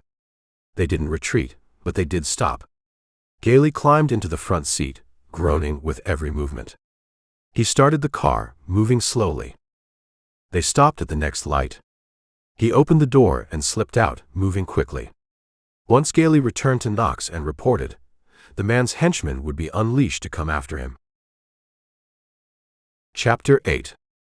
Since John had no idea how long he'd have to stay undercover, he had a cab drive him to the hotel where he lived in a small two-room suite. He wanted to pack a few things, and then check in at some other hotel and sit out the excitement. The elevator boy gave him a silly grin when he stepped into the car, but it didn't even register. The boy chuckled all the way up, and when John stepped out, he said, "Good night, Mr. Gumbo. If I see you again before morning, you're wacky." Even that didn't click. John was too filled with the idea that he was now an open target for Knox's boys. He unlocked his S3 door, stepped in, and snapped on the light switch. Somebody had moved his wingback chair so that it faced the windows, and he could see only the rear of it. A spiral of cigarette smoke curled upwards. His hand shot to his pocket, and he pulled out Gailey's gun fast. "Get up slowly," he said. "An inch at a time." "Oh, cut it out, John," Carol's familiar voice urged. "You sound like the last act of a melodrama." He drooped like a $20 suit in a rainstorm. He knew now what the elevator boy had meant. The fact that he was safe made him feel worse than the tension and excitement of danger had. He went around in front of the chair and sank onto a footstool facing Carol. "I thought I'd better come to see you," she said. He didn't jump up any faster than the speed with which a lush puts down a caged drink. "When did you leave your place?" he demanded. "Why, about half an hour ago. You were coming at 8, but you didn't show up." He grabbed her wrist, pulled her to her feet, and dragged her toward the door. He opened it fast, looked out, then pulled her to the stairway and down the stairs. When they came after them, he wanted them to think they were still in his rooms. Halfway down, Carol began to balk, so he had to take the time to explain. "I made that date to draw Gailey into a trap, but he set one for me too. A pair of his goons were watching your place. They must have followed you here, and they must have seen me come in too. They won't wait long." She didn't balk anymore. They went clear to the basement and out the service door. He felt reasonably sure they weren't seen, but they ran fast down the side street. There was a movie house in the next block. He bought 2 tickets, and they went inside and took seats in the last row in the small balcony. Neither of them looked at the screen. They had all the privacy they needed. There were only a few people scattered around the balcony. He lit 2 cigarettes and handed her one. He put his hat on his lap and let her see him slide the gun beneath it. He said, "Okay, baby, now we talk. Straight talk this time, because you're in as dangerous a mess as I am now that they know you came to me. Not many hours ago, they did their level best to kill me. They'll try again, unless I beat them to it, and this time they have to include you in the festivities." "I know, John," she said softly. "You've got to believe this. I honestly thought I was doing you a favor when I swore you'd picked me up, and I alibied you for the time of that killing." "Who told you to do it?" "Gailey. That is, Mr. Knox did, through Gailey. I work for the steamship company. My father is one of the freighter captains. Gailey told me if I didn't do exactly as he said, Dad would lose his job and so would I. Then he claimed you were a friend of Mr. Knox and said you were in trouble and that if I lied a little, I'd help to get you out of it. All those others were paid off too. Have you any idea why they wanted me alibied?" "No, John. When you work for Mr. Knox, you take his orders and never ask questions. And I never did get to spend the night with you." She laughed softly. It sounded like a hoot of derision to him. "Well, even in imagination, it was quite an experience. I'll give you a quick rundown on what I know so far. Jan Haven saw me kill this big lug at her apartment. She knows it was self-defense, but she ran out. I think it's more likely she was taken away. Jan was getting $300 a month. Why, I'm not sure, but I think it had something to do with the violent death of her husband 11 years ago." "But how does all this concern Mr. Knox?" she asked. "Knox killed Jan's husband." "Murdered him?" "I didn't say that, baby. It was a hunting accident. Knox was absolved. I don't know what happened after that, and I suspect that only Jan knows the whole truth. Knox is afraid that if she is pinched, even as a material witness, she'll start talking. I gather she's loose-tongued, anyway. But what has it got to do with you, John? Why is Knox after you?" "Because I saw Jan the day before the killing. She was very tight, had been drinking for some time, I suspect. At any rate, she must have thought she told me more than she did. That scared her, and she told Knox. Things moved fast after that. I killed this man and got Jan involved. Knox had to take action, and he did." "Maybe he killed this woman," Carol suggested. I doubt it. Whatever she has on him must be in some tangible form which would be left behind if she was killed. Otherwise, Knox would have taken care of her long ago rather than shell out $300 a month for 10 or more years. Jan knew what she was doing in blackmailing him, but she couldn't cope with me and the killing I committed in her apartment, so she must have turned to Knox for advice. But where is she, John? I'd like to know too, he said. Of equal importance is our futures. Where do we go from here? She was scared, and moved over against him as far as her chair would allow. He felt her leg pressing against his. She laced her fingers with those of his left hand. He felt cozy all over. I could think of worse places than where we are right now, he said. But this show won't last forever, and they're bound to sweep us out with the popcorn bags. We've got to find Jan, and we can't waste any time doing it. Maybe Knox had her in his own home, Carol suggested. John shook his head. I don't think so, baby. You see, all of this business with Jan and her husband happened before Knox married Rita Larch, who owns the steamship lines Knox now runs for her. Knox's wife isn't the type to be mixed up in anything like this, so she'd be kept entirely out of it. What do you know about Gailey? He lives at Mr. Knox's house. They're always together. Have you ever been to Knox's house? The one around the corner from Park. Oh yes, several times. I'm supposed to be there tomorrow night. Every time Mr. and Mrs. Knox throw a big party, I have to be there to sort of supervise things. Mrs. Knox is entertaining the family of a South American diplomat tomorrow night. A lot of important people will be there. More than 50, I was told. At least that will keep him busy tomorrow night, John said. But his men won't stop looking for us. Let's be practical about this. Let's check into some quiet hotel together. Carol gave him a startled look, similar to the one she'd given him the first time he grabbed her. John laughed. Take it easy, baby. That just sounds rough. I'll sleep in the tub, if I have to. We can't spend the night walking the streets, and we've got to stick together. I'll do whatever you think best, she said. Baby, don't seduce me that way, John said with a grin. They started watching the movie then. At least Carol did. John had to take his eyes off the screen every time somebody moved in the balcony, so he never got to follow the plot. Finally, he shut the dialogue and music out of his mind and concentrated on something more important than the movie. He had a couple of lives to save, and since his was one of them, he didn't intend to grow careless in his thinking. John was fighting an important and powerful man in Sidney Knox, a man who controlled a lot of dangerous guerrillas, waterfront characters not known for their tender mercies. They'd cover the city, checking hotels from the Waldorf to flop houses. He nudged Carol. You said you worked in Knox's office, he said. That's right. I was in charge of buying food for his ships. Now I supervise the catering when he throws a party like the one tomorrow night. Do you have a key to his office? Yes. What's on your mind, John? If there's one place where Knox wouldn't look for us, it's at his own office. What do you say?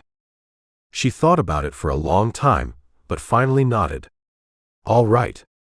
I'm not so sure that Knox or Gailey even thinks I'm working with you. I doubt whether they have any suspicion of me at all. Look, John said, 2 goons were posted outside your apartment to wait for me. Gailey put them there. I saw him. If they followed you, they know you came to see me, and that ends your usefulness to Knox. These guys don't fool around, baby. They'd kill you as fast as they'd blast me. She shook her head.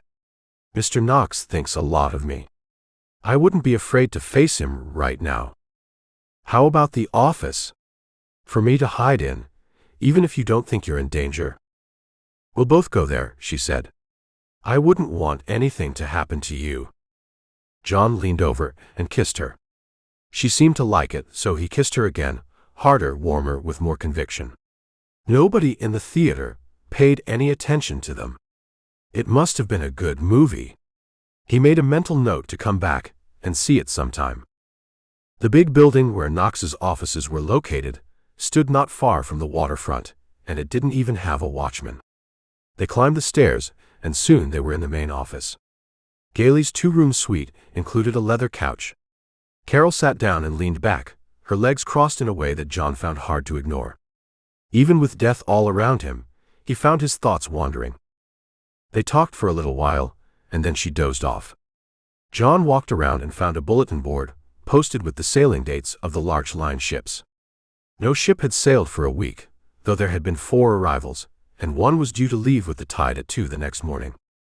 He sat down behind Gailey's desk, turned off the lights, and smoked a couple of cigarettes while puzzling it out. He had a lot of facts, but needed Jan Haven to back them up. Without her, Lieutenant Barr at police headquarters wouldn't be convinced. Knox had stowed Jan away somewhere. To beat him at this game, John needed to figure out where. Jan had something on Knox, something tangible and incriminating. Killing her wasn't an option for Knox, otherwise he wouldn't have paid her $300 a month for years. If Knox convinced Jan she was in trouble, wanted for murder, he could keep her under control. While she was on the run, she couldn't take her evidence to the police. That's why Knox had John alibied by a group of paid liars. He wanted Jan sought for the murder of the man in her apartment, which required John to be cleared. Knox was slick, but he hadn't hit the rough spots yet. John planned to arrange a few. As he contemplated his next move, his exhaustion caught up with him. He felt the cool surface of the desk against his cheek, and was too tired to lift his head. Chapter 9. The bells clamored and jangled with hellish insistence, demanding attention.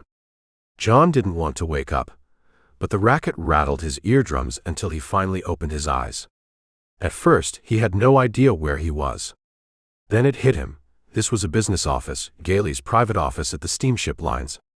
A telephone, practically in his ear, was ringing like crazy. The shrill sound persisted as he glanced at his watch. 5:45. Too early for an ordinary call. Maybe this one was meant for him. He answered, but the only reply was the faint click of the other party hanging up softly. Suspicious, he jumped to his feet. This wouldn't be a safe place for him or Carol to be found. He hurried to the next office where he'd left her asleep on the leather couch, but she wasn't there. Searching through the offices, calling her name, he found no sign of her. Carol was gone, and it seemed she'd left voluntarily. He wondered if he'd been a fool to trust her. After all, she had lied for Sidney Knox, a big and dangerous lie. Maybe she hadn't changed. But there wasn't time to dwell on it. Employees would start arriving soon. John returned to the bulletin board, studied the schedule of arrivals and departures again, and then made his way out of the building. Close to the waterfront, he considered poking around, but quickly abandoned the idea. Tough-looking men were stationed around the piers where Knox's ships were docked, standing like guards and watching anyone who came near. John kept his distance. With no other options, he grabbed breakfast at a side street diner before heading to his own office building. Using his key, he unlocked the front door, the silence of the early morning unsettling. In his tiny cubicle, he placed his gun in a letter basket, covering it with old papers for quick access. Sitting there, he wondered about Carol until his thoughts spiraled. Turning inward didn't help, so he forced himself to focus on work. Mail had piled up. He typed form letters to debtors, filed paperwork, and made a few phone calls as the regular business day began.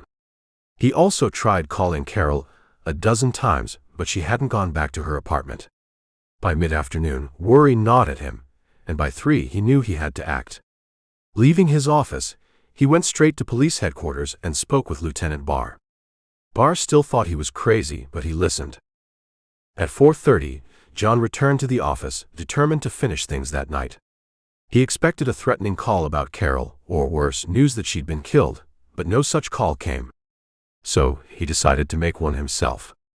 Dialing Sidney Knox's office, he prepared for resistance, but Gailey didn't screen the call. Knox came on the line, his cultured voice betraying no surprise. "Mr. Knox," John said, "I know you're hosting a big party at your home tonight. I intend to be there. I'd like you to make sure I get in." Knox chuckled. "Delighted. Let me commend your idea. You'll feel quite safe with all those important people around, won't you?" Safer than with your goons for company. If there's trouble, you'll start it and I'll finish it. I won't vanish like Jan did. We have much to discuss, Gumbo, Knox said. I'll expect you at 9:30. I can't invite you to dinner, but perhaps a drink or two. John hung up, inspected the gun he'd taken from Gailey, and slipped it into his coat pocket. Killing time until 8:30, he drank 3 strong cocktails slowly and tamped them down with a thick steak. When he arrived at Knox's townhouse, he was ready for trouble. A butler let him in, handed his hat to a maid, and led him to an imposing living room. The butler conferred with a man in a tuxedo, who then introduced John to Sidney Knox. The man's steel-gray hair and cropped mustache matched his air of power. He extended a short, firm hand and squeezed John's with unsettling strength. Nice of you to come, Knox said smoothly. John didn't miss a beat. You're a lousy no-good, Knox. If you understand that, we'll get along better. The room buzzed with conversation in multiple languages. Men in suits mingled with jeweled women, but John spoke plainly, his voice cutting through the elegance.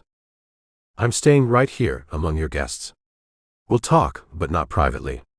I don't trust you not to stab me in the back. Knox smiled unflinchingly. You're here for a deal, of course. I'm ready to listen. John stared him down. I killed a man, and you made it look like Jan did it. I'm not thanking you. Jan's a mess, but you're the cause. I want her back. Nothing less. Knox's expression darkened. Do you really think you can leave here, Gumbo? I'd bet on it. You'd lose, Knox said, his voice calm. Over 20 men saw you arrive.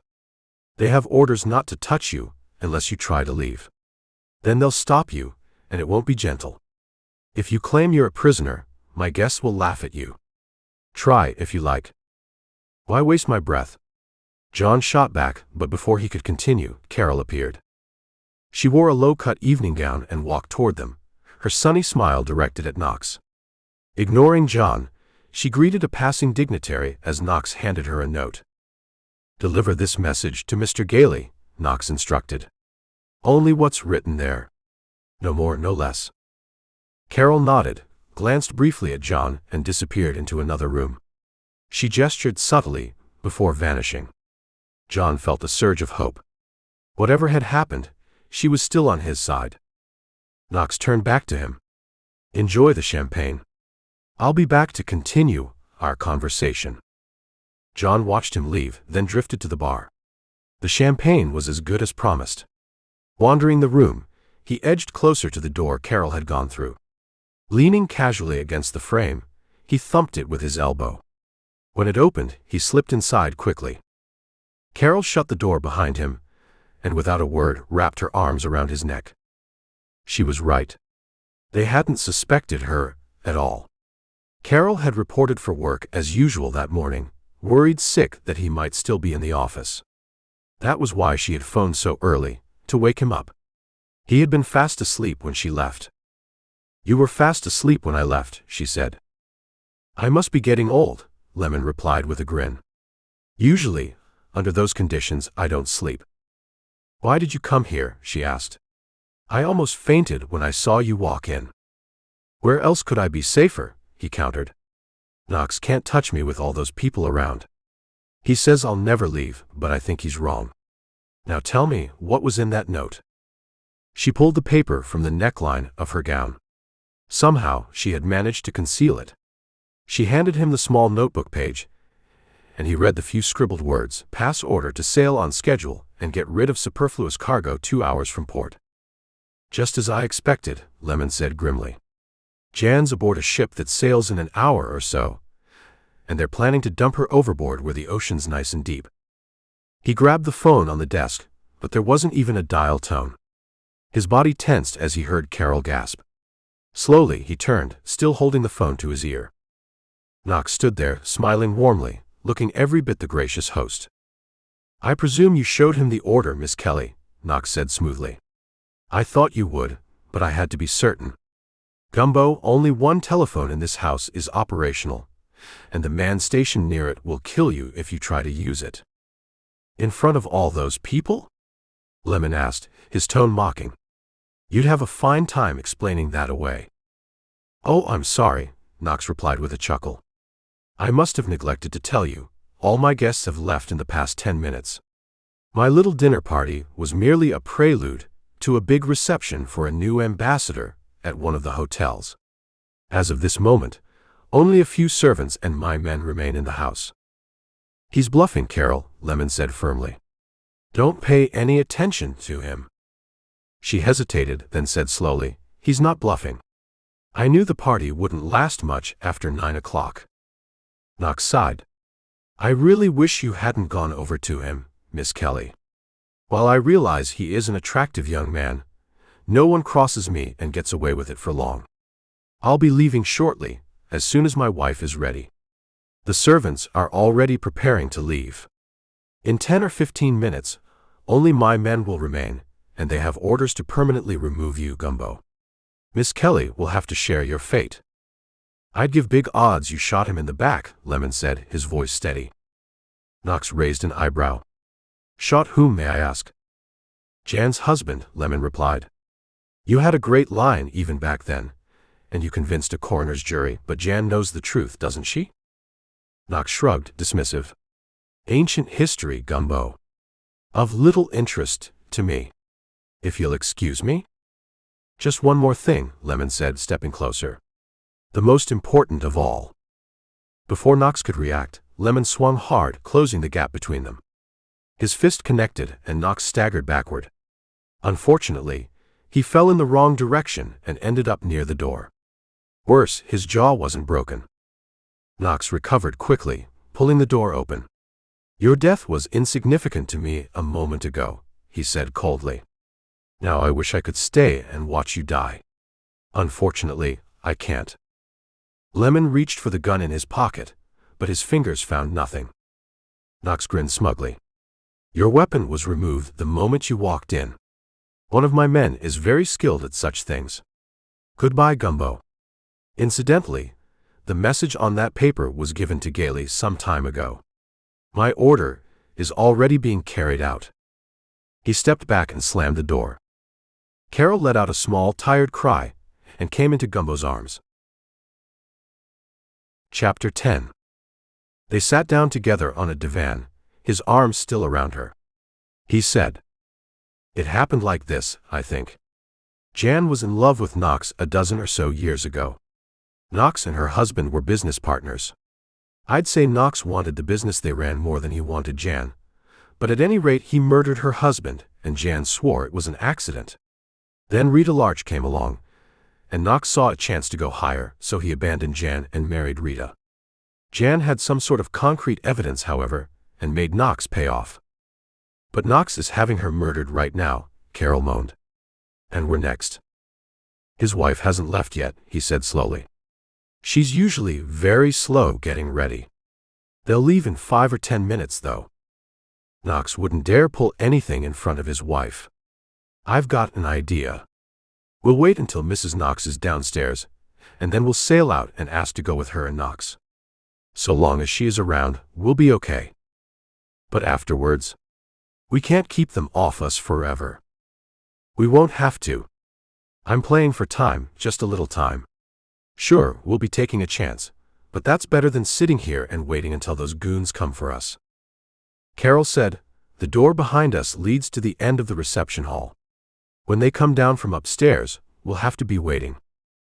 As if mental telepathy had brought him, Gailey walked in at that moment.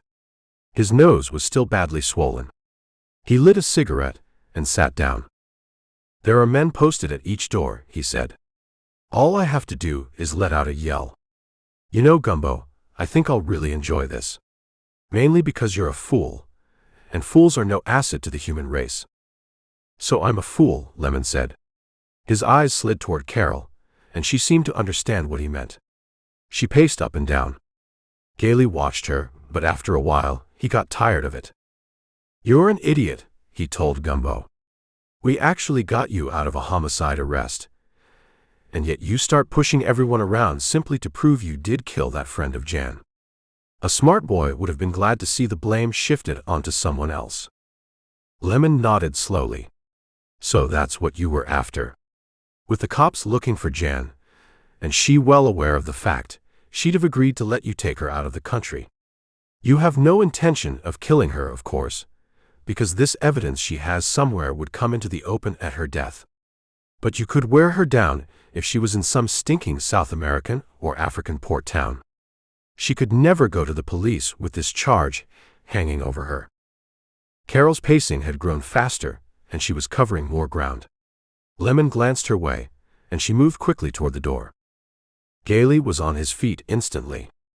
To reach her, he had to turn his back on Gumbo, and Lemon counted on the fact that Gailey would try to stop Carol himself without yelling for help. Lemon jumped him from behind. He jerked Gailey's head back with a stranglehold and drove a knee into his spine. He held him that way until Gailey's struggles stopped and his gasps became weaker. Then Lemon eased him onto a chair and walloped him on the jaw. As he hurried toward Carol, she motioned for more speed. With her ear against the panels, she must have heard Mrs. Knox coming downstairs. She threw the door wide open, and they moved out so fast that the man posted at the door didn't have a chance to stop them.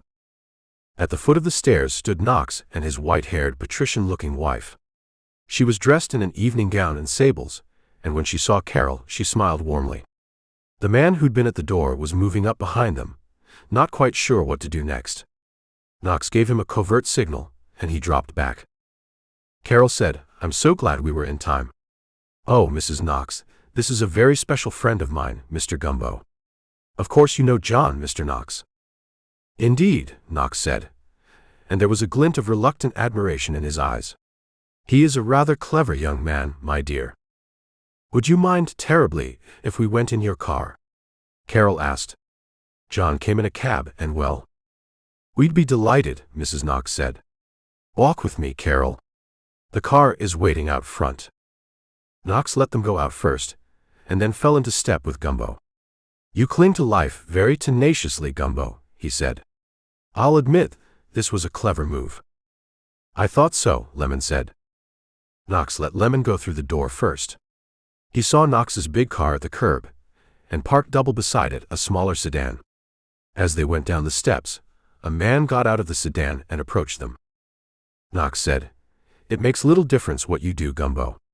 You simply can't get away from me. Prolonging it only makes me angrier." The man stepped directly in front of them. "Good evening, Lieutenant," Lemon said. He glanced at Knox. "This is Detective Lieutenant Barr, Mr. Knox." Knox never lost one iota of his usual aplomb, even though he must have suspected what was coming. He said, "I'm very happy to know you, Lieutenant." "Likewise," Barr said. "You're under arrest for the murder of Paul Hardaway 10 or 12 years ago. I've been in contact with authorities upstate, but I'm still a little vague on facts." "Arrest? Murder?" Knox asked in an odd voice. "Yeah, that's how it adds up, Knox. We took Jan off one of your ships tonight, and she was scared stiff. She was also pretty well oiled up, and we had no trouble making her talk." "That woman is hardly in her right mind," Knox protested. "Don't tell me you believe her wild dreams." "Well, you see," Barr said, "this is a dream with pictures. When you plugged her husband in the back, Jan had an idea you might double-cross her too, so she took a photo of the whole thing. She left the negative and a print with a lawyer upstate, and he turned it over to the police. A jury won't need more than one look." Knox glanced at Gumbo. "It seems you worked a trick or two, Gumbo." Lemon grinned at him. "After that alibi you arranged, Barr wouldn't believe I killed that slob Saul or that Jan didn't. But he would believe that maybe I'd been trying to protect her. And when I told him she was very likely aboard one of your freighters due to sail tonight, he had to investigate. When you alibied me, she became a fugitive." Lieutenant Barr said, "Let's go, boys." "But you took your own damn good time about it, Barr," Lemon said. "If you'd waited much longer, I'd have been dead, and so would a damn swell girl." Carol had helped Mrs. Knox into her car, and now was slowly coming back toward them. Lemon moved in her direction. Now that it was all over, he saw how really lovely she was. A hand that felt like a bar of steel landed on his shoulder. Lieutenant Barr said, "Where the hell do you think you're going, Gumbo? You've got your killer. What more do you want?" Lemon asked. Ubar said. For knocking off Jan's boyfriend. We have her testimony that it was self-defense. But to me, a homicide is a homicide, and you're coming back with me until the DA says you can go. Carol watched them move off. The cuff on Gumbo's wrist was too tight. He hoped the other cuff around Knox's wrist was tighter. He told Knox what he thought of him. He thought that was the only bright spot in what remained of the man's life. The end. Can I send you Pint of Problems free? Plus, I have over 30 mystery audiobooks you can listen to for free. Just click over to my YouTube channel and hit the subscribe button.